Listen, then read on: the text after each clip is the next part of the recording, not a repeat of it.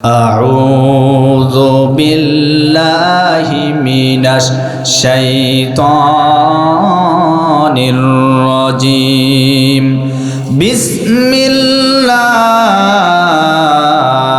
الرحمن الرحيم نون والقلم وما يسطرون ما أنت بنعمة ربك بمجنون وإن لك لأجرا غير ممنون وإنك لعلى خلق عظيم আল্লাহ রাব্বুল আলামিন বললেন নুন ওয়াল কলামি ওয়া মা ইয়াসতুরুন। নুন হচ্ছে হরফে মুকাত্তাওয়াত।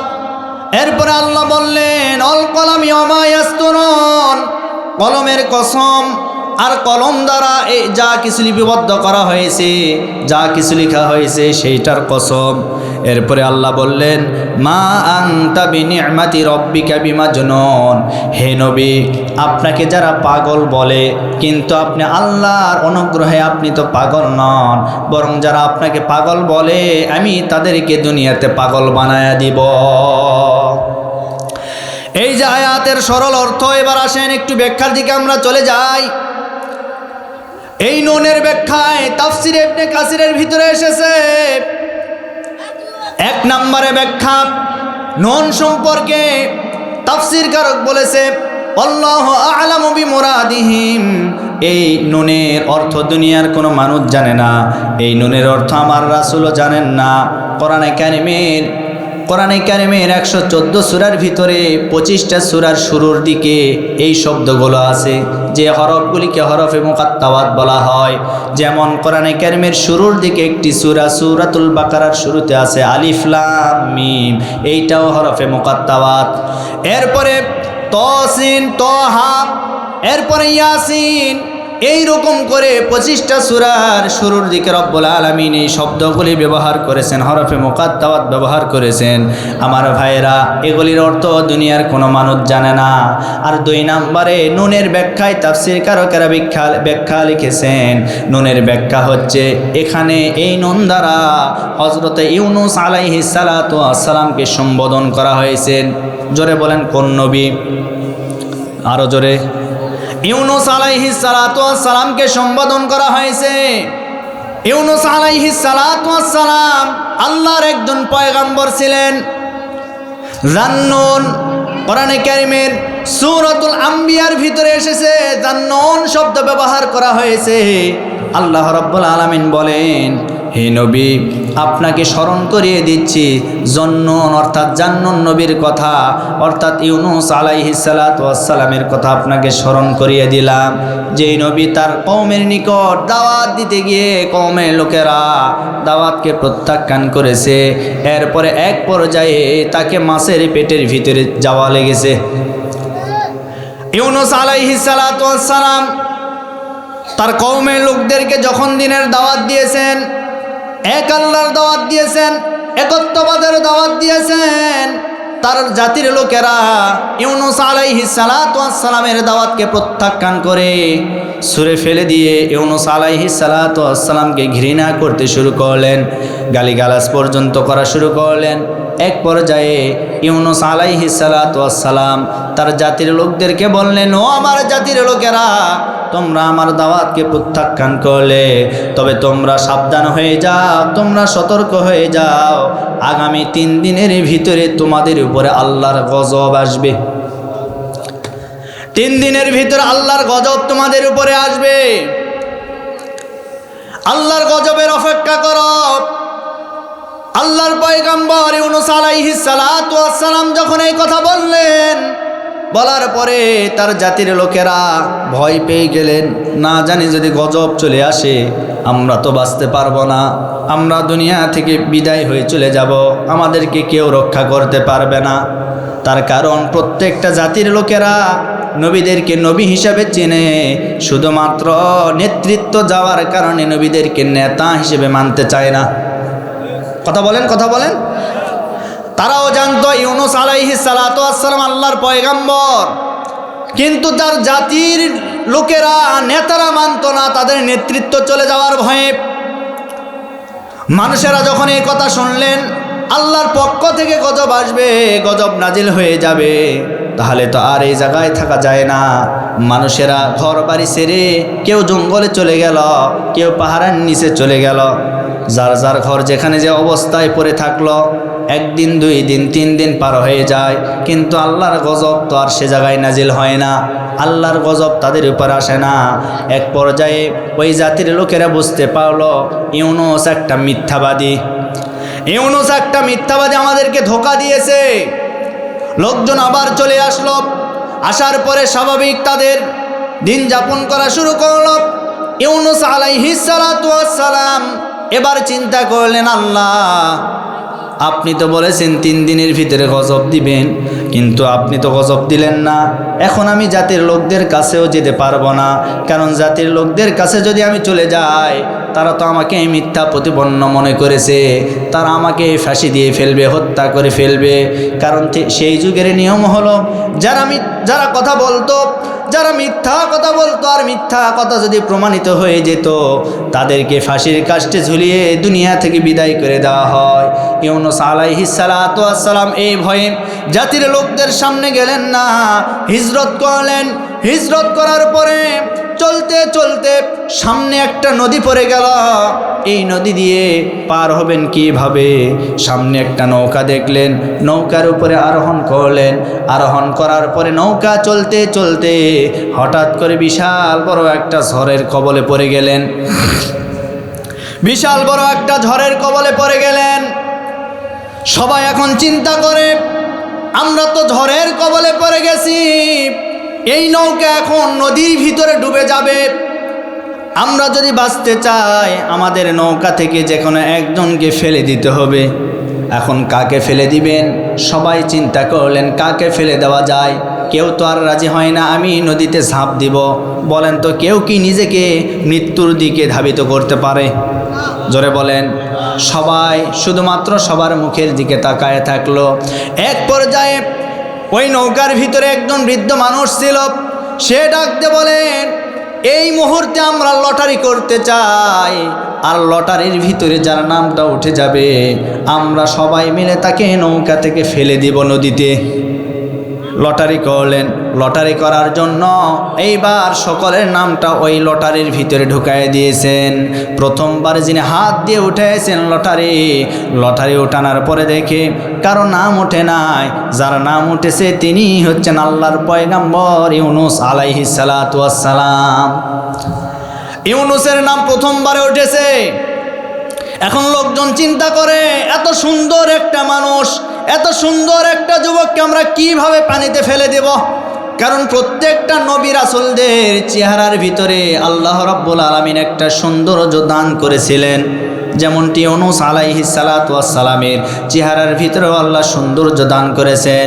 এই পৃথিবীর জমিনে দেখবেন যারা আল্লাহওয়ালা হয়, যারা 5 ওয়াক্ত নামাজি হয়, যারা রোজাদার হয়, যারা আল্লাহকে ভয় করে দুনিয়াতে চলে, এদের চেহারার ভিতরে কিন্তু একটা নূর চমকায়। কথা বলেন। যারা নামাজ পড়ে, আল্লাহর নবী বলেন যারা 5 ওয়াক্ত নামাজ পড়বে, এই 5 ওয়াক্ত নামাজের সময় তারা 5 বার যখন ওযু বানাবে, ওযু বানানোর সময় তাদের এই অঙ্গ প্রত্যঙ্গের যতগুলো পানি যখন তারা ব্যবহার করবে, আল্লাহর নবী বলেন এই অঙ্গ প্রত্যঙ্গগুলি নুরানির মতো, নূরের চেহারার মতো ঝলকাইতে থাকে। আরও জোরে বলেন সুবহানাল্লাহ। কিয়ামতের ময়দানে সমস্ত অঙ্গ পড়তে পারে, কিন্তু এই অঙ্গগুলি আল্লাহ পড়বেন না। আল্লাহু আকবার। এই জন্য নামাজ পড়ার দরকার আছে না নাই? কয় ওয়াক্ত বাবা? আরও জোরে বলেন। 5 ওয়াক্ত নামাজ।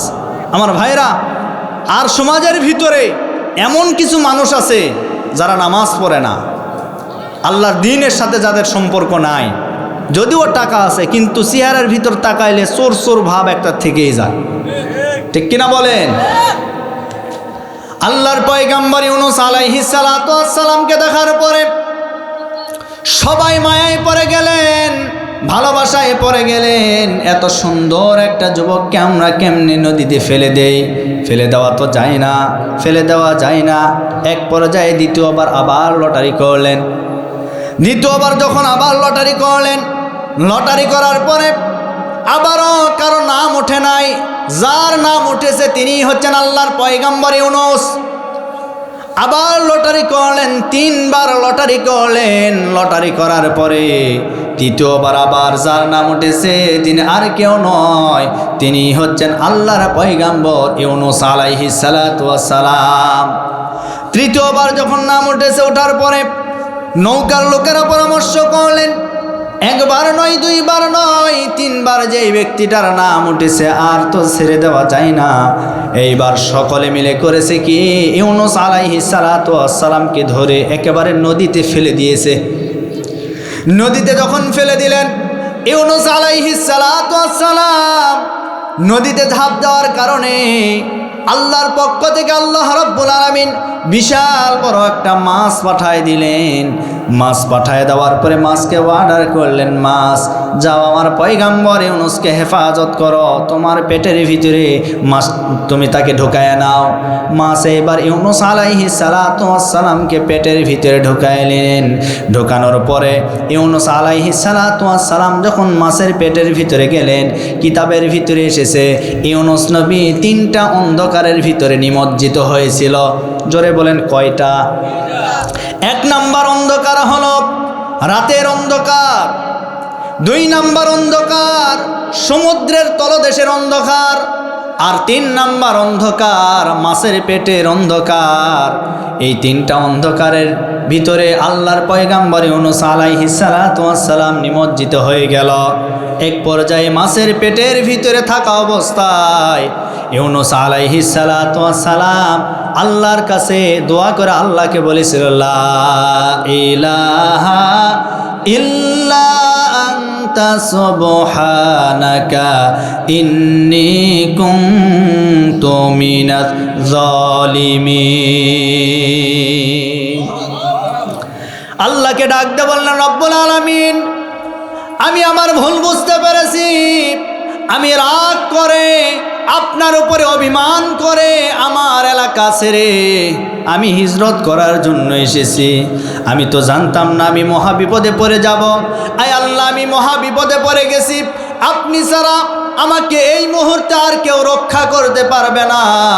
আপনি আমার রব, আপনি আমার সব। লা ইলাহা মানে কি? আপনি ছাড়া কোনো ইলাহ নাই, আপনি ছাড়া কোনো মাবুদ নাই। ইল্লা আনতা সুবহানাকা, আর আপনি হচ্ছেন পবিত্র। ইন্নী কুনতু মিনাজ জালিমিন, আর নিশ্চয় আমি জালিমদের অন্তর্ভুক্ত হয়ে গেছি। অতএব আপনি এই মুহূর্তে আমাকে এই মহাবিপদ থেকে রক্ষা করুন, হেফাজত করুন। আল্লাহ রাব্বুল আলামিন ইউনূস আলাইহিস সালাতু ওয়াস সালামের এই দোয়াটা শোনার পরে জবাব দিয়ে বলেছেন, ফাস্তাজাবনা লাহু ওয়া নাজ্জাইনাহু মিনাল গাম্মি ওয়া কাযালিকা নুনজিল মুমিনিন।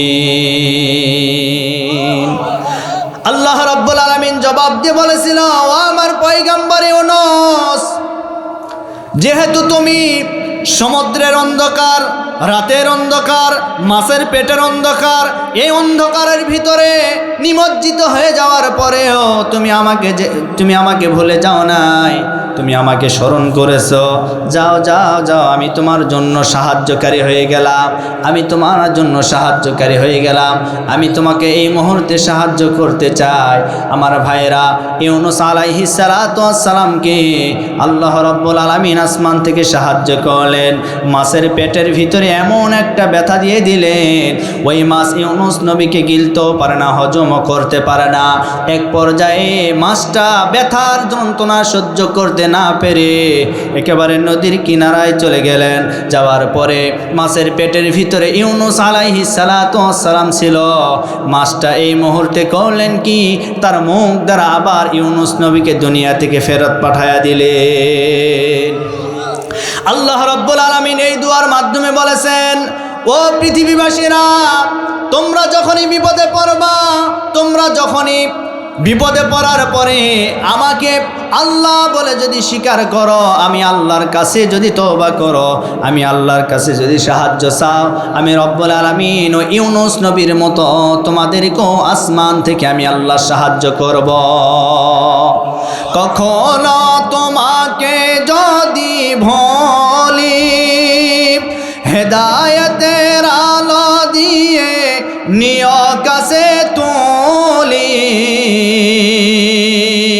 কখনো তোমাকে যদি ভুলি, হেদায়েতের আলো দিয়ে নিয় কাছে তুলি, ক্ষমা কর রহম কর, ক্ষমা কর রহম কর, ও গো দয়াময় তুমি রহমান, তুমি মেহেরবান। বলতে পারবেন না আমার সাথে? বলেন বলেন। তুমি রহমান, তুমি মেহেরবান, তুমি রহমান, তুমি মেহেরবান। জোরে বলে আল্লাহু আকবার, আরো জোরে বলে আল্লাহু আকবার। আলোচনা চলবে না শেষ করে দিব? আর 10 মিনিট চলবে তো ইনশাল্লাহ? হ্যাঁ, আরো 1 ঘন্টা। লিল্লাহে তাকবীর। আমার ভাইরা, ইউনুস আলাইহিস সালাতু ওয়াস সালাম দুনিয়াতে চলে আসলেন আবার। এই হলো নুনের ব্যাখ্যা। এই নুন দ্বারা ইউনুস আলাইহিস সালাতু ওয়াস সালামকে বোঝানো হয়েছে। এইবার আসেন, আল্লাহ 1 নম্বরে শপথ করলেন, অল কলামি ওমা ইয়াসতুরুন। 1 নম্বর শপথ, কলমের শপথ, কলমের কসম। আল্লাহ কলমের কসম কেন করলেন? তাফসিরের ভিতরে এসেছে, এই কলম দ্বারা এই পুরো পৃথিবীতে যা ঘটবে, যা ঘটেছে, যা ঘটবে আগামীতে, ভবিষ্যতে, বর্তমানে, এই সমস্ত সব ঘটনা এই কলম দ্বারা রব্বুল আলামিন লিপিবদ্ধ করে রেখেছেন। সুবহানাল্লাহ, জোরে বলতে পারেন না? আল্লাহ কলমের কসম কেন করলেন? কেন করলেন? কারণ এই কলম দ্বারাই সব কিছু, এই কলম দ্বারাই সব কিছু। এই কলম দ্বারা এই পৃথিবীর কোনো কিছুই সৃষ্টি করা হয় নাই। সর্বপ্রথম আল্লাহ কলম সৃষ্টি করেছেন। সর্বপ্রথম কি সৃষ্টি করেছেন? এই যে দেখেন, আমার দিকে লক্ষ্য করেন। এই কিছুদিন পূর্বে, এই কয়েকদিন যাবৎ একটি নিউজ বাংলাদেশে এখন ভাইরাল। সেটি কি? আবুল ফাউল নামের একজন আবুল সরকার, এই আবুল সরকার আমার আল্লাহকে নিয়ে বাজে মন্তব্য করেছে। কথা বলেন না কেন? কি বাজে মন্তব্য দেখেন। সে গানের আসরে বলছে, কই আল্লাহ একবার বলে আমি নূর সৃষ্টি করলাম, আরেকবার বলে কলম সৃষ্টি করলাম, আরেকবার বলে আমি পৃথিবী সৃষ্টি করলাম। আল্লাহ এক মুখ দিয়ে কতবার কত কথা বলে, আল্লাহর মুখ না আরেকটা বাজে কথা বলেছে, ওটা বলতে পারবো না আমি। এই যে আল্লাহকে নিয়ে একজন আবুল সরকার মুসলমানের নাম নিয়ে এই সমস্ত কথা বলতে পারলো, এই দেশের ভিতরে হিন্দুরাও এ ধরনের বাজে মন্তব্য আমার আল্লাহকে নিয়ে করতে পারে নাই। কিন্তু একজন আবুল সরকার, এই আবুল ফাউল বাউল আবুল সরকার আমার আল্লাহকে নিয়ে এত বড় কথা বলবে আর বাংলাদেশের মুসলমান বসে থাকবে, এটা তো কখনো হতে পারে না। আজকে আমরা দেখতে পাচ্ছি এই বাউল আমার আল্লাহ এবং আল্লাহকে নিয়ে কটূক্তি করেছে, বাজে মন্তব্য করেছে, তাকে গ্রেফতার করা হয়েছে। তার পক্ষে বাংলাদেশের কিছু রাজনৈতিক নেতা কর্মীরা সাপোর্ট করছেন। এটাকে নাকি ধর্মান্ধ বলা হয়, এটার বিরুদ্ধে যারা গেছে তাদেরকে নাকি ধর্মান্ধ বলা হয়। তার মানে সে আমাদেরকে ধর্মান্ধ বলেছে, আমরা আল্লাহর পক্ষে, এই জন্য আমাদেরকে ধর্মান্ধ বলে। আমি তাদেরকে স্পষ্ট ভাষায় বলতে চাই, যারা এই আবুল সরকারের পক্ষে নিয়ে আমার আল্লাহর বিপক্ষে চলে গেছে, আমরা তো সহ্য করতে পারবো। আমার বাবাকে গালি দিলে আমরা কিছু বলবো না, আমার মাকে গালি দিলে আমরা সহ্য করব, কিন্তু আমার আল্লাহকে নিয়ে কেউ বাজে মন্তব্য করলে ওই সমস্ত নাস্তিকদের জিভ আমরা টেনে ছিঁড়ে ফেলবো। কারা কারা রাজি? দুটি হাত তোলা, আল্লাহকে দেখা। আমার ভাইরা, আল্লাহকে নিয়ে বাজে মন্তব্য করে আর তোমার মতো নেতা তুমি তাদের পক্ষ নিয়ে কথা বলো, আমাদেরকে ধর্মান্ধ বলো। আল্লাহর বিরুদ্ধে কেউ কথা বললে এখানে কোনো দলিল নাই, দলিল ছাড়া সে কাফের। যে তাদেরকে সাপোর্ট করবে তারাও, জোরে বলেন, তারাও কাফের। কারণ আমার বাবাকে নিয়ে কথা বললে আমি কিচ্ছু বলবো না, আমার মাকে নিয়ে কথা বললে আমার কোনো অসুবিধা নাই, আপনি গালি দেন, 1000 বার গালি দিতে পারেন, কিন্তু আল্লাহ রাসূলকে গালি দিলে তখন আমি মুসলমান ঘরে বসে থাকতে পারবো না। এটা হলো আমার ঈমান দীপ্ত চেতনা। হিন্দু ভাইরা পর্যন্ত আল্লাহকে নিয়ে গালি দিতে পারে না, বাজে মন্তব্য করতে পারে না, কারণ তারাও এক স্রষ্টায় বিশ্বাসী। কি কথা বলেন? একজন স্রষ্টা, একজন যে আল্লাহ আছে তারাও মানে। বৌদ্ধদেরকে বলেন তারাও এক আল্লাহ বিশ্বাসী, খ্রিস্টানদেরকে বলেন তারাও এক গডে বিশ্বাসী। সুতরাং পৃথিবীর সমস্ত মানুষেরা এক আল্লাহ বিশ্বাসী, এক স্রষ্টায় বিশ্বাসী। অতএব আল্লাহর বিরুদ্ধে যে কথা বলবে তাদের সাথে আমাদের কোনো আপোষ নাই, আমাদের কথা ক্লিয়ার। কি কোনো অসুবিধা, কোনো সমস্যা? আমার ভাইয়েরা, আল্লাহ রাব্বুল আলামিন কলমের কসম করলেন। কেন কসম করলেন?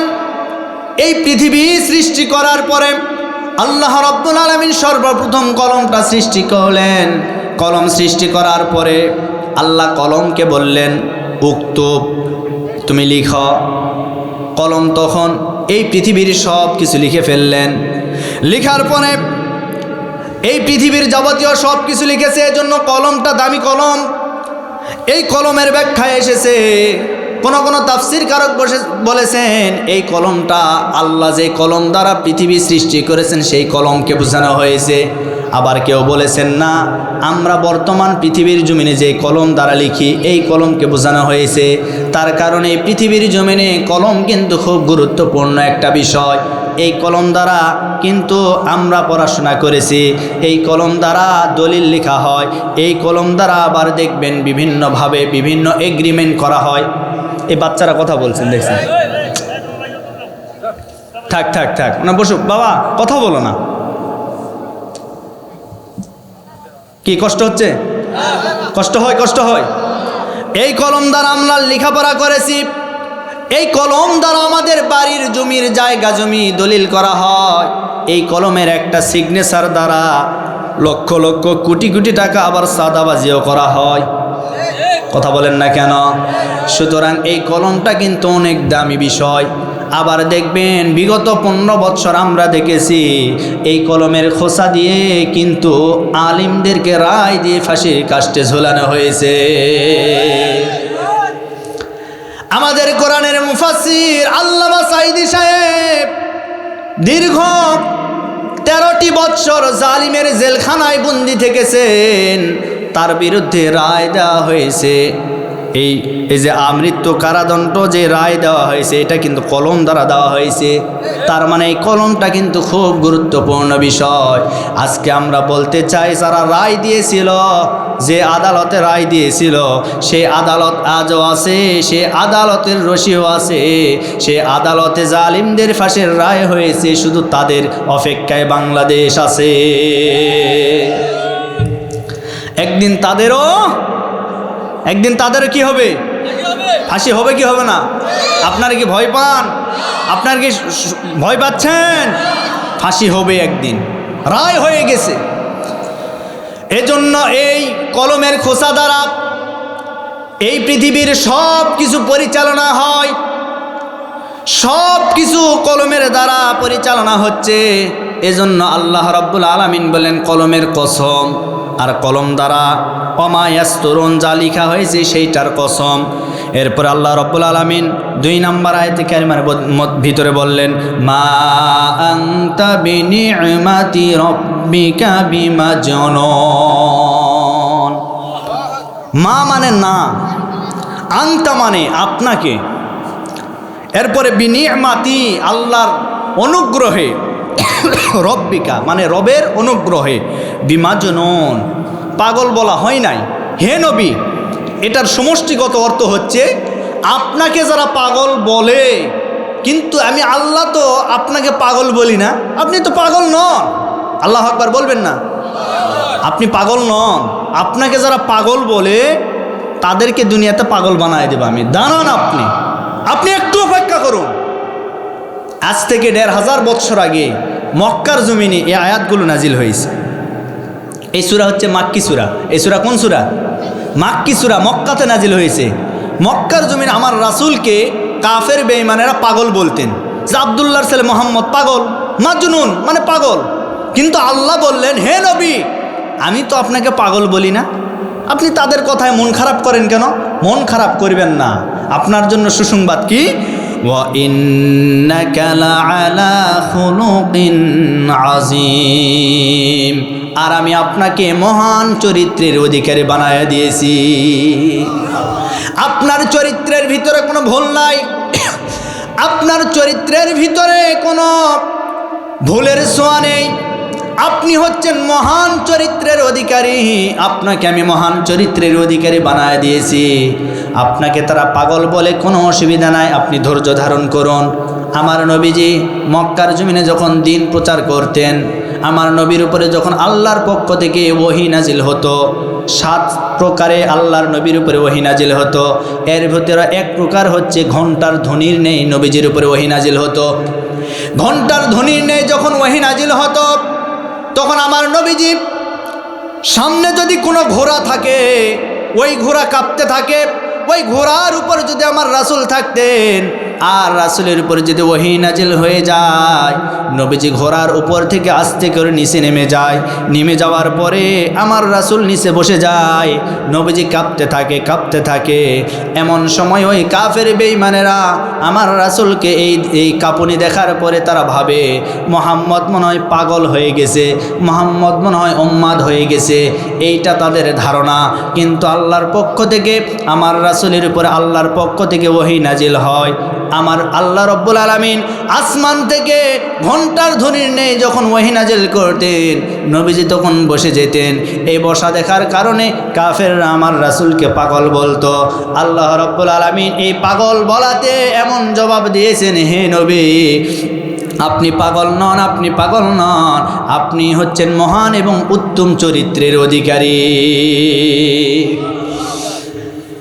আমার রাসূলকে ওই কাফের বেঈমানেরা আরো পাগল বলতেন কেন জানেন?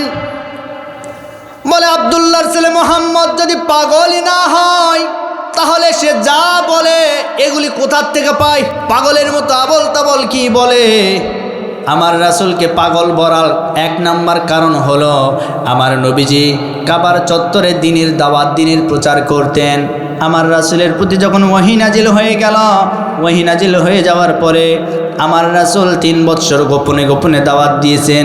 গোপনে দাওয়াত দেওয়ার পরে আল্লাহ রাব্বুল আলামিন বললেন, ওয়া আনজির আশিরাতাকাল আকরাবিন, হে নবী, গোপনে আর দাওয়াত নয়, এখন প্রকাশ্যে আপনাকে দ্বীনের দাওয়াত দিতে হবে। নবীজি প্রকাশ্যে দ্বীনের দাওয়াত দেওয়ার জন্য সর্বপ্রথম সাফা পাহাড়ে গেলেন। সাফা পাহাড়ে যাওয়ার পরে আমার রাসূল সকলকে সম্বোধন করলেন, ইয়া সাবাহা, হে মক্কার অধিবাসীরা, তোমরা কে কোথায় আছো আমার সামনে এসে যাও। আমি তোমাদেরকে একটা সুসংবাদ দিতে চাই, আমি তোমাদেরকে একটা আশ্চর্য কথা বলতে চাই। সকালবেলা সমস্ত মক্কাবাসীরা কাফের বেঈমানেরা আমার রাসূলের সামনে দাঁড়িয়ে গেলেন। আমার রাসূল সাফা পাহাড়ে দাঁড়িয়ে আছে, আর কাফের বেঈমানেরা সাফা পাহাড়ের নিচে দাঁড়িয়ে আছে। কাবার চত্বর থেকে সাফা আর মারওয়া কিন্তু পাশাপাশি 2টি পাহাড়। যারা হজ এবং উমরা করতে যায়, সাফা মারওয়ায় সাই করা লাগে, 7 বার দৌড়া লাগে। এটা আল্লাহ হজ এবং উমরা পালনকারীদের জন্য আল্লাহ দৌড়াদৌড়ি ওয়াজিব করে দিয়েছেন। সুবহানাল্লাহ কোন। এই সাফা পাহাড়ে আমার রাসূল যখন দাঁড়িয়ে গেলেন, দাঁড়ানোর পরে বললেন, ও মক্কাবাসীরা, তোমরা আমার সামনে চলে আসো। এইবার আমার রাসূলের সামনে যখন কাফের বেঈমানেরা সবাই চলে আসলেন, সামনে ছিল আবুল আহাব। আবুল আহাব কিন্তু আমার রাসূলের আপন চাচা। আবু জেহেল কিন্তু আপন চাচা না। আবুল আহাব আমার রাসূলের আপন চাচা। আমার রাসূলের আরও চাচা ছিল, আব্বাস রাদিয়াল্লাহু তাআলা আনহু। আমির হামজা রাদিয়াল্লাহু তাআলা আনহু, এরপরে আবু তালিব, আবু লাহাব, এরা হলো আমার রাসূলের আপন চাচা। আমার ভাইরা সামনে সবাই যখন চলে আসলেন, এক পর্যায়ে আমার রাসূল বললেন, ও মক্কাবাসীরা, এই যে পাহাড়ের পাদদেশে তোমরা দেখতে পাচ্ছ, এই মুহূর্তে শত্রুরা আমাদেরকে আক্রমণ করার জন্য ওঁত পেতে আছে, তোমরা কি এটা বিশ্বাস করো? তখন ওই সামনে সবাই যারা ছিল সবাই বললেন, অবশ্যই আমরা বিশ্বাস করি। তার কারণ মক্কার জমিনে কোনো যুবক যদি সত্যবাদী থাকে, তোমার মতো সত্যবাদী যুবক মক্কার জমিনে আমরা একজনকেও আর দেখি না। তোমার কথা আমরা বিশ্বাস করলাম। এই কথা বলার পরে আমার রাসূল বললেন, তোমরা যদি এতই বিশ্বাস করো, তাহলে এই মুহূর্তে তোমরা এটাও বিশ্বাস করে নাও, আল্লাহ আমার প্রতি ওহী নাজিল করেছেন, আল্লাহ আমাকে জামানার নবী করেছেন, তোমরা আমার হাতে হাত রেখে কালেমা পড়ে মুসলমান হয়ে যাও। যেই না এই কথা বলেছে, সামনে ছিল আবু লাহাব। আবু লাহাব ডাক দিয়ে বলেন, মোহাম্মদ ভাতিজা, সকালবেলা এই কথা বলার জন্য আমাদেরকে ডাকলে, আমাদের মনটা তুমি খারাপ করে দিলে। তাব্বাল্লাকা ইয়া মোহাম্মদ, হে মোহাম্মদ তুই ধ্বংস হয়ে যা। নাউজুবিল্লাহ বলতে পারেন না? হে মোহাম্মদ তুই ধ্বংস হয়ে যা। এই ধ্বংস হওয়ার কথা যখন বললেন, আমার আল্লাহ বসে থাকলেন না। আল্লাহ রাব্বুল আলামিন সাথে সাথে ওই সাফা পাহাড়ে আবু লাহাবের নামে সূরা নাজিল করলেন। সূরাটির নাম হচ্ছে সূরা লাহাব।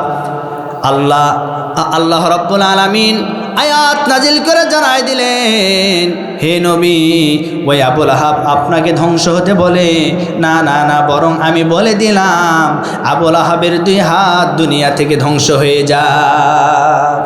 নাউজুবিল্লাহ, জোরে বলেন। আবু লাহাবের 2 হাত ধ্বংস হতে বললেন। সূরাটি আমি পাঠ করলাম না, একেবারে সহজ সূরা। আমার ভাইরা, আবু লাহাব এরপরেও রাগকে চেক দিতে পারে নাই। এমন রাগ উঠেছে, রাগ চেক দিতে পারে নাই। তার সাথে ছিল 2 ছেলে, একজনের নাম উতবা আর একজনের নাম উতাইবা। এই উতবা এবং উতাইবা আমার রাসূলের 2 কন্যা উম্মে কুলসুম আর রুকাইয়াকে বিবাহ বন্ধনে আবদ্ধ করে দিয়েছিল। তার মানে আমার রাসূল আর আবু লাহাব কি আপন বিয়াই? বোঝেন না? আপনাদের এলাকায় কি বলে? হ্যাঁ, ছেলে আর মেয়েকে যদি বিয়ে দেওয়া হয়, ছেলের বাবা মেয়ের বাবা কে হয়? তাহলে রাসূল আর আবু লাহাব কি আপন বিয়াই? আপন বিয়াই। এরপরেও সহ্য করতে পারে নাই, বললেন যে মোহাম্মদ তুই ধ্বংস হয়ে যা, এই কথা বললেন। এক পর্যায়ে আল্লাহ রাব্বুল আলামিন আয়াত নাজিল করলেন, সূরা নাজিল করলেন। এত আবু লাহাব ক্ষান্ত হলেন না। 2 ছেলেকে বললেন, এখনই এই মুহূর্তে বাড়িতে যাওয়ার পরে আব্দুল্লাহর ছেলে মোহাম্মদ পড়েন সাল্লাল্লাহু আলাইহি ওয়াসাল্লাম তার 2 কন্যাকে তালাক দিয়ে তার বাড়িতে রেখে আসবা। আচ্ছা বলেন তো, আবু লাহাবের বাড়িতে কি আমার রাসূল হামলা করেছে, চুরি করেছে, গালিগালাজ করেছে? অপরাধ কি? অপরাধ কি? হ্যাঁ, অপরাধ হলো একটাই, দিনের প্রচার করা। আজও আপনি দেখবেন এই পৃথিবীতে আলিমরা কারো বাড়িতে হামলা করে না, আলিমরা কারো উপর আঘাত করে না, আলিমরা কাউকে গালি দেয় না। পক্ষান্তরে আলিমরা এক কালেমার কথা বলে, আল্লাহর জমিন আল্লাহর দিন প্রতিষ্ঠার কথা বলে। এরপরেও দেখবেন কাফের বেঈমানের আলিমদেরকে জঙ্গিবাদ, রাজাকার বলে গালি দেয়। আলিমদের অপরাধ একটাই, আল্লাহর জমিনে আল্লাহর দিন প্রতিষ্ঠা করা। আমার প্রিয় বন্ধুগণ, এত ক্ষান্ত হলেন না। আবু লাহাব করলেন কি, হাতের ভিতরে নিলেন একটা পাথর। কি নিলেন? পাথর। এই পাথরটা নেওয়ার পরে আমার রাসূলের একেবারে কপাল মোবারক বরাবর, আমার দিকে লক্ষ্য করেন, এই কপাল মোবারক বরাবর পাথরটা ছুঁড়ে মারলেন। যেই না ছুঁড়ে মেরেছে, আমার রাসূলের কপালটা ফেটে গেল। আমার রাসূলের কপালটা ফেটে যাওয়ার পরে কপাল থেকে রক্ত ফিনকি দিয়ে সাফা পাহাড়ে পড়লেন। সাফা পাহাড়ের রক্তে রঞ্জিত হয়ে গেল। আমার রাসূল চোখের পানি ফেলা শুরু করলেন। সবাই বাড়িতে চলে গেল। এরপরেও আমার রাসূল তাদেরকে কিছুই বললেন না, কিছুই বললেন না, গালিগালাজ করলেন না, অপমান করলেন না। আমার রাসূল নিজের কষ্ট নিজের ভিতরে রেখে দিনের প্রচার গোপনে গোপনে প্রচার করা শুরু করলেন। আর সেই রাসূলকে আজ আমার বাংলার জমিনে কিছু নাস্তিক্যবাদীরা আছে, আমার রাসূলকে নিয়ে বাজে মন্তব্য করে। আছে না নাই? আমার রাসূল তো এমন একজন রাসূল, তিনি সবার জন্য নবী। ওমা আরসালনাকা ইল্লা রাহমাতাল লিল আলামিন, সমগ্র বিশ্ববাসীর জন্য তিনি হচ্ছেন রহমত। তিনি মুসলমানদের জন্য রহমত, তিনি কাফেরদের জন্য রহমত। আমার রাসূল কারো উপরে কোনো কটু কথা বলতেন না। আমার রাসূল সবাইকে সর্বপ্রথম দেখলে সালাম দিতেন। সুবহানাল্লাহ। ছোট ছোট বাচ্চাদেরকে দেখলে আমার রাসূল হাত বুলায় দিতেন, সালাম দিতেন। এরপর আমার রাসূল কোনো ইহুদি, খ্রিস্টান, কোনো বেঈমান তাদেরকেও কোনো দিন আঘাত দেন নাই। একদিন মসজিদে নববীতে আমার রাসূল বসে আছে, এমন সময় একজন ইহুদি এসে মসজিদের গায়ে প্রসাব করে দিয়েছে। এমন সময় হযরত ওমর বসা ছিল। হযরত ওমর তরবারি নেই, কারণ জানেন তো ওমরের কিন্তু কথা আগে চলে না, মুখ আগে চলে না, আগে চলে কি? জোরে বলেন। বের করছে তরবারি। আল্লাহ রাসূল আস্তে করে হাত ধরেছে, এই ওমর দাঁড়াও, যেখানে আমি রাসূল আছি সেখানে তুমি তরবারি বের করো কেন? সব জায়গায় তরবারি চলে না, কিছু কিছু জায়গায় হিকমত অবলম্বন করা লাগে। সুবহানাল্লাহ। আমার রাসূল ইহুদির কাছে গেলেন, যাওয়ার পরে বললেন, দেখো বাবা, এটা আমাদের মসজিদ, আমরা এখানে নামাজ পড়ি, এটা আমাদের ইবাদতখানা। তোমার যদি প্রস্রাবের একান্ত প্রয়োজনই হয়, ওই যে প্রস্রাবখানা আছে ওখানে গিয়ে তুমি কাজটা করবা। আগামীর দিনে এই কাজ যেন এই মসজিদের দেওয়ালে আমাদের এই জায়গায় যেন তুমি করো না বাবা। ইহুদি তো মনে করে, হায় হায়, আমি তো তাদেরকে রাগানোর জন্য, আমি তো তাদেরকে খেপানোর জন্য এই ধরনের কথা, এই কাজ আমি করেছি, কিন্তু আমি তো দেখলাম সে তো রাগ করে নাই, বরং আমাকে নম্র ভদ্র ভাষায় কথা বলেছে। তার মানে ইনিই হচ্ছেন আল্লাহর রাসূল, সাধারণ কোনো মানুষ নয়। ওই দিন ওই ইহুদি কালেমা পড়ে মুসলমান হয়ে গেছে। এই জন্য সব জায়গায় তরবারি চলে না, কিছু কিছু জায়গায় মানুষের মুখের কথাই সব পরিবর্তন হয়ে যায়। ঠিক কিনা বলেন?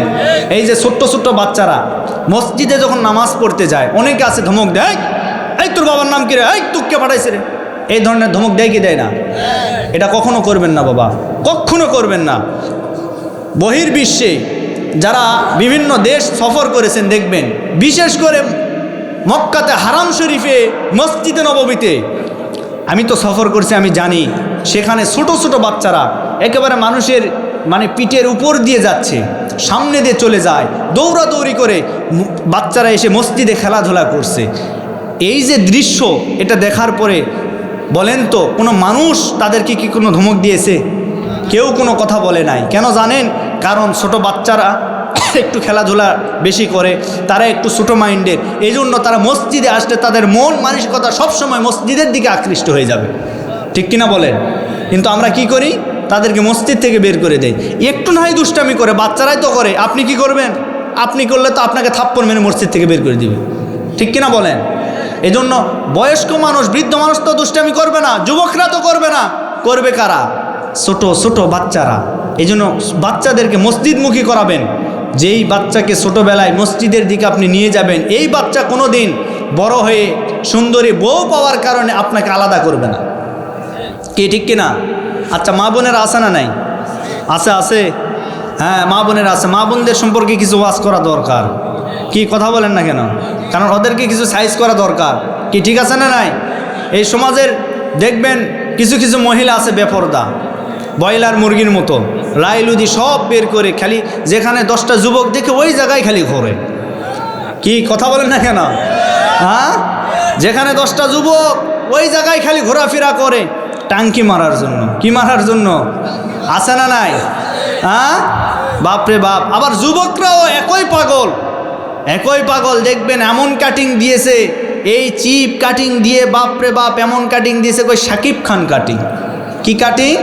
শাকিব খান কাটিং। আবার বুকের ভিতরে এমন একটা গেঞ্জি পরেছে, বুকের উপরে লেখা আছে এক বুক জ্বালা। এরকম আছে না নাই? তোর এত কিসের জ্বালা রে? হ্যাঁ, কি দেখছেন? বলা লাগে না, এমনি হয়ে যায়। এই হলো বর্তমান যুবকদের অবস্থা। যুবকরাও একই তালে আছে, আর আমার বোনেরাও একই তালে আছে, যে কোন সময় একটু ফ্রি পাওয়া যায়, ফ্রি টক টাইম পাওয়া যায় রাত 12টার পরে একেবারে বন্ধুর সাথে। এখন তো আর মিনিট লাগে না, এখন এই যে টাচ ফোন আছে না নাই, এই টাচ ফোন খালি রাত 12টার পরে সেটিং করে। হ্যাঁ, খালি আস্তে করে লিখে এরকম পাঠিয়ে দেয়, ও ওখান থেকে আবার এইরকম পাঠিয়ে দেয়, মনে করেন ওখান থেকে চলে আসছে। কি কথা বলেন? এই হলো বর্তমান যুবকদের অবস্থা। মা বোনেরা ভালো হয়ে যান, ভালো হতে পয়সা লাগে না। কি বলেন আপনারা? ভালো হতে পয়সা লাগে? আর সমাজের ভিতরে বেপরদা মহিলা কম না বেশি? আমি তো একটি কথা বলি, মসজিদ আছে মুসল্লি নাই, পর্দা আছে বোরখা নেই। হ্যাঁ, পর্দা কোথায় আছে জানেন? পর্দা আছে, সেটা হলো আমাদের বাড়ির ওই দরজায়, বাড়ির জানালায়, টিভির উপরে, শোকেসের উপরে, ওয়ার্ড্রপের উপরে, ওই জায়গায় পর্দা। কি কথা বলেন না কেন? এই জন্য পর্দা আছে কিন্তু বোরখা নাই, মসজিদ আছে মুসল্লি নাই। আবার দেখবেন মহিলা মা বোনেরা, আপনারা কি রাগ করতেছেন? রাগ করতেছেন? এগুলি সমাজের বাস্তব চিত্র, ঠিক কিনা বলেন? মা বোনেরা এখন বর্তমান এমন কিছু বোরখা বের হয়েছে, টাইট ফিট বোরখা, যে বোরখা পরলে পর্দার খিলাফ হয়, যে বোরখা পরলে কি হয়? পর্দার খিলাফ হয়, পর্দা হয় না। এই পর্দা করার চাইতে না করাই ভালো। কারণ আপনি বোরখা পরবেন, আপনি পর্দাও করবেন, আবার যুবকদেরকে আপনার সব কিছু অঙ্গভঙ্গির দ্বারা আপনি আপনার প্রেম নিবেদন করবেন, এইরকম ইসলামে কোনো সুযোগ নাই। যদি করতে চান পরিপূর্ণ করতে হবে। কালো বোরখা লাগান, হাত মোজা লাগান, আপনার পা মোজা লাগান, যদি নাও লাগান অন্তত আপনার শরীরটা আপনি ঢেকে রাখুন। কি বলেন? আপনাদের এলাকায় আম গাছ আছে না? আম গাছ, আচ্ছা, আম গাছ দেখবেন যখন ছোট্ট অবস্থায় আপনি লাগান, চারা লাগান, এ লাগানোর সময় চতুর্দিকে একটা বেড়া দেওয়া হয়। আপনারা কি বলেন আপনাদের এলাকায়? বেড়া না? আচ্ছা, এই বেড়া কেন দেওয়া হয় বলেন? ছাগলে খাবে, ভেড়া খাবে, বকরি খাবে, এরপরে এলাকার কিছু গরু আছে, সেই গরুরাও খাবে। কি ঠিক না বেঠিক? তো এইরকম আপনার এই ছোটো গাছকে বেড়া দিলেন, কিন্তু এই গাছটা যখন বড় হয়ে যায়, বলেন তো বাবাজিরা, সেটা কি আর বেড়া দেওয়া লাগে? কেন লাগে না? কারণ ওটা বড় হয়ে গেছে। ওইটা ভেড়া খাবে না, ওইটা বকরি খাবে না, ওইটা ছাগল খাবে না, ওইটা গরু খাবে না, এমনকি কুত্তায় মুখ দিবে না। কি কথা বলেন না কেন? তো এইরকম মনে করেন আজকে বোরখা পরে 7 বছর, 65 বছর, 50 বছরের বৃদ্ধ মহিলারা বোরখা পরে, আর সাথে 18 বছরের যুবতীকে এমনভাবে সাজগোজ দিয়ে হেঁটে নিয়ে যায়, এলাকার 7 জন যুবক একটা মাসাঙের উপর যদি বসে থাকে, তার দিকে এমনভাবে তাকায় থাকে, ভাই মনে হয় 7 দিন পর্যন্ত না খেয়ে থাকে। কি কথা বলেন না কেন? আজ আমার সমাজের চিত্র সব উল্টা। যেমন এমন কিছু যুবক আছে, দেখবেন যুবকেরা কানে পরে দুল, কানে কি পরে? কানে পরে দুল, মাথায় রাখে লম্বা লম্বা চুল, আছে না নাই? কি আমি কি বাস্তব বললাম? আবার কিছু মহিলা আছে, তারা গেঞ্জি পরে, টাইট ফিট গেঞ্জি, আবার জিন্সের প্যান্ট পরে। আচ্ছা বলেন তো ভাই, একটা মহিলা যদি জিন্সের প্যান্ট পরে জরুরি কাজ সারার জন্য যায়, বলেন তো ও বসতে পারবে? কথা বলেন না কেন? তা কি করা লাগবে? একেবারে সফা যা আছে সব ওপেন। কথা বলেন ঠিক কিনা? এ যুগের ছেলেরা, এ যুগের মেয়েরা, এ যুগের ছেলেরা, এ যুগের মেয়েরা পাঙ্খো পয়রা হাইটা যায়। ও দাদা গো, কোনটা ছেলে চিনা বড় দায়, ও দাদা গো, কোনটা মেয়ে চিনা বড় দায়। কথা ঠিক আছে তো নাকি? আজ আমাদের সমাজের চিত্র এগুলি। মা বোনেরা, আপনারা ভালো কবে হবেন বলেন? আপনারা কবে ভালো হবেন? মরার পরে হয়ে কোনো লাভ নাই। কারণ সোজা হতে হবে মরার আগে, মরার পরে সোজা হয়ে কোনো লাভ। ওই যে সাপ আর ব্যাঙ দুস্তি করেছে, জোরে বলেন কে? সাপ আর ব্যাঙ দুস্তি করেছে। তো এখন একদিন ব্যাঙ এখন সাপকে বলে, সাপ এখন ব্যাঙকে বলে, বন্ধু তুমি যে এই যে লাফায়া লাফায়া চলো, এটা তো ভালো লাগে না, তুমি সোজা হয়ে চলতে পারো না? সাপ বলছে ব্যাঙকে যে তুমি সোজা হয়ে চলো।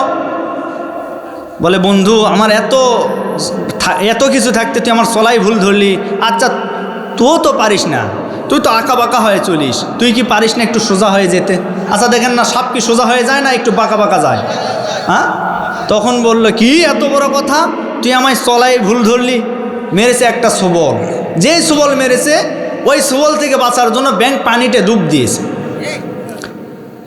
আধা ঘন্টা চলে যায়, 1 ঘন্টা চলে যায়, ব্যাঙ আর ওঠে না ওই ভিতর থেকে। এবার সাপ কিন্তু সবল ধরে আছে। আপনি দেখবেন সাপ তার ফেনা ধরতে সময় লাগে না, ফেনাটা স্বাভাবিক হতে সময় লাগে। তখন এইরকম দাঁড়ে আছে, পাশ দিয়ে একটা রাখাল যাচ্ছে, হাতের ভিতরে লাঠি দিয়ে মারছে একটা বাড়ি, এমন বাড়ি দিছে কাত হয়ে একেবারে শুয়ে আছে, মানে ওর শেষ, ও মারা গেছে। মারা যাওয়ার পরে আইলের উপরে সোজা করে রেখে দিয়েছে। তো এখন ব্যাঙ নিচ থেকে চিন্তা করে কি ব্যাপার, বন্ধুর ফোসফোসানি শব্দ তো আর নাই, বন্ধু উঠেছে। এবার ব্যাঙ ওঠার পরে সাপের কাছে আসছে, আসার পরে ও বন্ধু এই কাহিনী, সোজা হয়ে আসো, সেই তো সোজা হলে মরার পরে। কি কথা বলেন? তা আমাদের সমাজের কিছু পুরুষরা কিছু মহিলারা আছে, এরা সোজা হবে মরার আগে নয়, মরার পরে। আজ দেখবেন মা বোনদের পর্দা নাই বললেই চলে। যেই মেয়েটা পাড়া মহল্লায় বেপর্দা হয়ে ঘোরাফেরা করতো, সেই মেয়েটাই দেখবেন মারা যাওয়ার পরে ওকে যদি কেউ দেখতে যায় বলে না না না না, পর্দার খিলাফ হয়ে যাবে। আরে বাপ রে বাপ, রাবেয়া বসরি, মৃত্যুর আগে তার পর্দার কোনো খোঁজ খবর নেই, আর মারা যাওয়ার পরে তাকে আর দেখা যাবে না। এই হাদিস, এই ফতোয়া কই পাইলেন আপনি?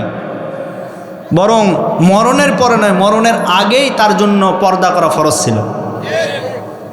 দেখবেন কবরস্থানে নিয়ে যায়, নিয়ে যাওয়ার পরে লাশকে নামাবে, মহিলা মানুষ তো লাশকে নামাবে নিচে, তো নামানোর সময় কি করে, উপরে একটা কি দেয়, পর্দা দেয় না, মানে দেখা যাবে না, এটা হারাম। আচ্ছা বলেন তো, হারাম কি মরণের পরে না মরণের আগে? কি কথা বলেন না কেন? কিন্তু আমাদের সমাজের চিত্র সব উল্টা। এজন্য মা বোনেরা, আপনাদের ওয়াজ 1 নাম্বার, আপনারা পর্দার ভিতরে থাকবেন, আল্লাহ কবুল করুন। আরও জোরে বলেন। 2 নাম্বার ওয়াজ হলো আপনারা স্বামীর খেদমত করবেন, স্বামীকে সম্মান করবেন, শ্রদ্ধা করবেন। আজ আমার সমাজের ভিতরে স্বামীর সম্মান শ্রদ্ধা নাই বললেই চলে। আব্দুর রহিম সাহেব মাঠে কাজ করতে গেছে, কাজ করে আসার পরে রহিমাকে ডাক দিয়ে বলেন, রহিমা দুপুরবেলা তৃষ্ণা লেগে একটা গিলাস পানি ঢেলে দাও। বলে ওই যে জগার গিলাস, পারলে ঢেলে খাও, আমি ব্যস্ত আছি এখন টিকটক নিয়ে। কি নিয়ে?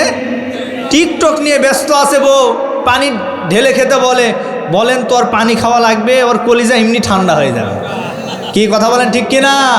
কলিজা এমনি ঠান্ডা। এই ধরনের টিকটকার বউ আমাদের সমাজে আছে না নাই? স্বামীও টিকটক করে, বউও টিকটক করে। আবার এরা টিকটকের ভিতরে এমন এমন কিছু পিকচার ছেড়ে দেয় সামান্য ভিউ হওয়ার জন্য। আমি তাদেরকে বলতে চাই, এই যে টিকটক করার কারণে সামান্য 2-4 পয়সা দুনিয়ার ইনকাম করার কারণে, ইনকাম করার জন্য আপনি এই অশ্লীল ভিডিওগুলি অনলাইনে সোশ্যাল মিডিয়ায় ছেড়ে দিলেন। খোদার কসম করে বলি, আপনি তো থাকবেন না, আমরা কেউ থাকবো না। আপনি মারা যাওয়ার পরে আপনার এই ভিডিও কিয়ামত পর্যন্ত থাকবে। যতদিন কবরে থাকবেন ততদিন পর্যন্ত ফেরেশতারা আপনাদেরকে মারতেই থাকবে। কথা বলেন, কথা বলেন। এই জন্য এই কাজ করা যাবে। ভাই আজকের মাহফিল দিয়েছেন একটু ভালো হওয়ার জন্য। কি হওয়ার জন্য? ভালো যদি না হতে পারে এই মাহফিল দিয়ে লাভ কি বলেন? কোনো লাভ আছে? এই জন্য ভালো হওয়ার দরকার আছে না নাই? জোরে বলেন, আছে না নাই? সম্মানিত ভাইরা আমার, না আপনাদের মনে হয় মনোযোগ শেষ হয়ে গেছে? কি হ্যাঁ, আর 10 মিনিট। কি বলেন, কি বলেন? একটু তাকবীর দেন, লিল্লাহে তাকবীর, লিল্লাহে তাকবীর। সম্মানিত ভাইরা আমার, আমি আপনাদেরকে যেটা বোঝানোর চেষ্টা করতেছিলাম, আমার নবীজি মক্কার জমিনে গোপনে গোপনে দাওয়াত দেওয়ার পরে প্রকাশ্যে যখন দাওয়াত শুরু করলেন, প্রকাশ্যে দাওয়াত দেওয়ার কারণে ওই কাফের বেঈমানেরা আমার রাসূলকে পাগল বলে গালি দিয়েছেন, এমনকি মারতে মারতে রক্তাক্ত পর্যন্ত করে ফেলেছে। আমার নবীজি ওই কাবার চত্বরে কালেমার দাওয়াত দিতে পারে না, দিনের কথা বলতে পারে না, কাফের বেঈমানদের ভয়ে। আমার রাসূল একদিন কাবার চত্বরে বসে আছেন। এমন সময় হযরতে আবু বকর ওই কাবার চত্বরে আসলেন। আসার পরে আবু বকরকে কাফের বেঈমানেরা আক্রমণ করলেন। আক্রমণ করার পরে আমার হযরতে আবু বকর সিদ্দিক রাদিয়াল্লাহু তাআলা আনহুকে ধরার পরে মারতে শুরু করলেন। মারতে মারতে রক্তাক্ত করে ফেললেন, মুখটা থিতলা করে দিলেন। আবু বকর 2 চোখের পানি ছেড়ে দিয়েছে। কাফের বেঈমানেরা চলে গেলেন। যাওয়ার পরে আমার রাসূলকে বললেন, হুজুর আমার তো এই মুখ দিয়ে রক্ত বের হয়। নবীজিও কান্না করে, আবু বকরও কান্না করে। কান্না করতে করতে আবু বকর ডাক দিয়ে বলেন, হুজুর চলেন আমরা কোথাও নির্জন কোনো এলাকায় গিয়ে দুজনে আমরা একটু সুখ দুঃখের গল্প করব। এইবার আবু বকরকে সাথে করে নিয়ে আমার নবীজি চলে গেলেন পাহাড়ের পাদদেশে। পাহাড়ের পাদদেশে যাওয়ার পরে আবু বকরের তৃষ্ণা লেগেছে। নবীজিকে ডাক দিয়ে বলেন, হুজুর আমার বড় তৃষ্ণা লেগেছে, আমি একটু পানি পান করতে চাই। নবীজি তখন বলেন, আবু বকর দেখো এই জায়গায় কোনো টিউবওয়েল নাই, কোনো পাম্প নাই, কোনো কূপ নাই, পানির কোনো ব্যবস্থা নাই। এই মুহূর্তে আমরা পানি কোথায় পাব? তবে ওই যে দূরে দেখা যায় একটা রাখাল তার উট ভেড়া বকরির ছাগলের পাল নিয়ে এসে ওই জায়গায় আছে, তাকে একটু আমার কাছে ডেকে নিয়ে আসো। এইবার ওই রাখালকে আমার রাসূলের কাছে নিয়ে আসা হলো। আমার রাসূলের কাছে নিয়ে আসার পরে রাখালকে ডাক দিয়ে বলেন, রাখাল এই যে পাল দেখতে পাচ্ছি, ভেড়া বকরির পাল দেখতে পাচ্ছি, এই পালের মালিক কি তুমি? তখন বললেন, না আপনাকে আমি চিনি না, ওই পালের মালিক তো আমি না। তখন বললেন, না হলে কোনো সমস্যা নাই, তবে আমি তোমার কাছে একটা জিনিস চাই, যেই জিনিসটা তুমি আমাকে এই মুহূর্তে দিতে পারবা, তোমার কাছে আছে। এইবার রাখাল বললেন, কি আপনি আমার কাছে চান? দেওয়ার মতো যদি আমার কাছে কিছু থাকে আমি আপনাকে দিতে পারবো, কোনো অসুবিধা নাই। এই কথা বলার পরে নবীজি ডাক দিয়ে বলেন, ও রাখাল আমি তোমার কাছে একটা ছাগি চাই, ছাগি, যেই ছাগির কাছ থেকে আমি একটু দুধটা দহন করব। তখন ওই রাখাল ডাক দিয়ে বলেন, পথিক আমি আগেই বলেছি ওইটার মালিক আমি না, আর মালিককে না জানিয়ে আমি আপনাকে কোনো কিছুই দিতে পারবো না। এইবার নবীজি ডাক দিয়ে বলেন, রাখাল আমি তোমার কাছে ছোট্ট একটা ছাগি চাই, যেই ছাগি এখনো গর্ভবতী হয় নাই, যেই ছাগি এখনো বাচ্চা প্রসব করে নাই, এমন একটা ছাগি আমি তোমার কাছে চাই, যেই ছাগির কাছ থেকে আমি একটু দুধটা দহন করতে পারবো। তখন এইবার রাখাল করলেন কি, পালের ভিতরে চলে গেলেন। পালের ভিতরে যাওয়ার পরে ছোট্ট একটা ছাগি, যেই ছাগির এখনো ওলান ঠিক মতো হয় নাই, যেই ছাগির ওলানটা এখনো দুধ আসে নাই, যেই ছাগিটা এখনো গর্ভবতী হয় নাই, যেই ছাগি বাচ্চা প্রসব করে নাই, এমন একটা ছোট্ট ছাগি আমার রাসূলের কাছে নিয়ে আসলেন। আমার রাসূলকে দিলেন। দেওয়ার পরে আমার নবীজির হাত মোবারক দ্বারা ওই ছাগির ওলানের ভিতরে আমার রাসূল যখন হাতটা ঢুকায় দিয়েছে, হাতটা দেওয়ার সাথে সাথে যেই ছাগির দুধ ছিল না, যেই ছাগির ওলানটা পরিপূর্ণ ছিল না, আমার রাসূলের হাতের স্পর্শ পাওয়ার পরে ওই ছাগির ওলানের ভিতরে রব্বুল আলামিন দুধে পরিপূর্ণ করে দিয়েছে। আমার ভাইয়েরা, দুধে পরিপূর্ণ হয়ে গেল। এমন সময় আমার নবীজি রাখালকে বললেন, রাখাল আমি তোমার কাছে একটা পেয়ালা চাই। রাখাল এবার একটা পেয়ালা দিলেন। ওই পেয়ালা দেওয়ার পরে আমার নবীজি দুধটা দহন করলেন। দুধ দহন করার পরে এক পেয়ালা দুধ হয়ে গেল। এইবার আবু বক্করকে বললেন, আবু বক্কর এই যে নাও, তুমি বিসমিল্লাহ বলে দোয়া পড়ে এই দুধটা পান করো। এইবার হযরতে আবু বক্কর দোয়া পড়ে দুধটা পান করা শুরু করলেন। আবু বক্করের পেটটা ভরে গেল, বুকটা ভরে গেল। নবীজিকে বললেন, হুজুর এই যে আপনার পেয়ালাটা আপনি নেন। এইবার নবীজি আবু বক্করকে ডাক দিয়ে বলেন, আবু বক্কর আমি যে তোমাকে পেয়ালা দিয়েছিলাম, দুধ ভর্তি পেয়ালা দিয়েছিলাম, তুমি তো দুধ পান করলে, এখন এই মুহূর্তে এই পেয়ালার দিকে একটা বার তাকায় দেখো আবু বক্কর, এই পেয়ালা থেকে একটা ফোঁটা দুধ কি কমে গেছে নাকি?